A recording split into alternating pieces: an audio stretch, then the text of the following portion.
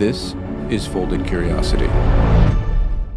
You ever walk away from a conversation and think, why didn't that go deeper? Did I talk too much? Why did it end so quickly? Well, you're not alone. The truth is, a conversation's not about talking.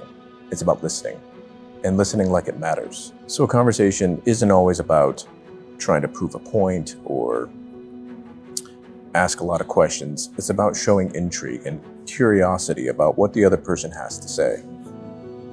A lot of talking doesn't necessarily mean it was a great conversation. And that refers to a conversation isn't just two people taking turns talking, one waiting for the other to finish so they can get their point across. It's mutual curiosity meeting emotional intelligence. It's basically less ping pong, more sparring or dancing.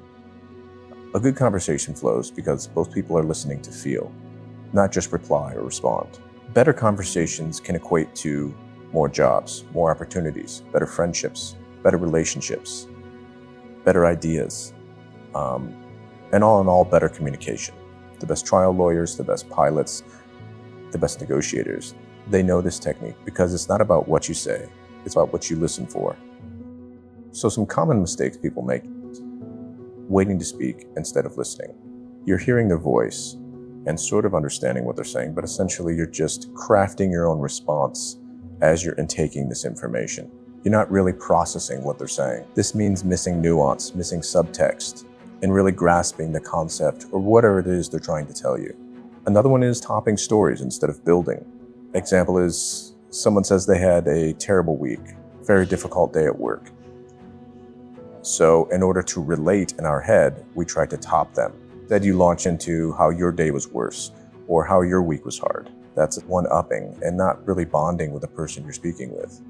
You're trying to connect, but really what you're doing is you're shifting the focus to yourself, not following the thread. You ask a question, they answer, and instead of going deeper, you pivot. This is a missed opportunity for depth, and you're missing out on a lot of information, potential information, that person could reveal to you. And in turn, it can teach you more about who you're talking to and maybe develop that relationship further. So part of my job is to interview and to talk to people. And part of that involves understanding why the person came to the conclusions they did about whatever they're talking about, asking the who and the what and the why. Those have a lot to do with how that person thinks and how they process information. And that can teach you a lot about how to interact with the individual that you're trying to converse with. I want to understand what pushed that person to make that decision, or what inspired them to head down the path that they're on. This can open more doors and dig deeper into whatever it is you're talking about. So there are 3 keys to being a better conversationalist. One is ask emotionally intelligent questions. Don't just ask, what do you do? Ask, why do you do what you do? Or what is it about your job that people don't understand? You want to go deeper and dig beyond just the surface. Part of listening is being aware and being open to those emotional cues that the other person is giving you.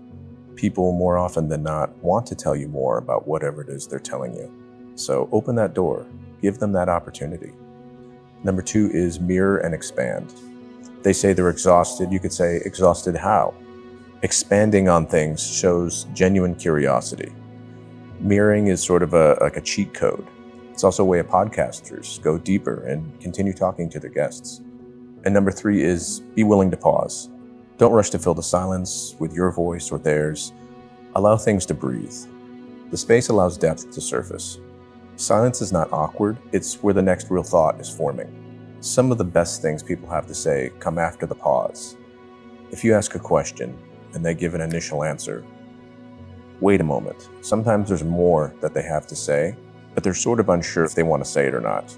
Or maybe they're thinking of the best way to say it. Give them that opportunity. If you jump in too quick, you might miss it.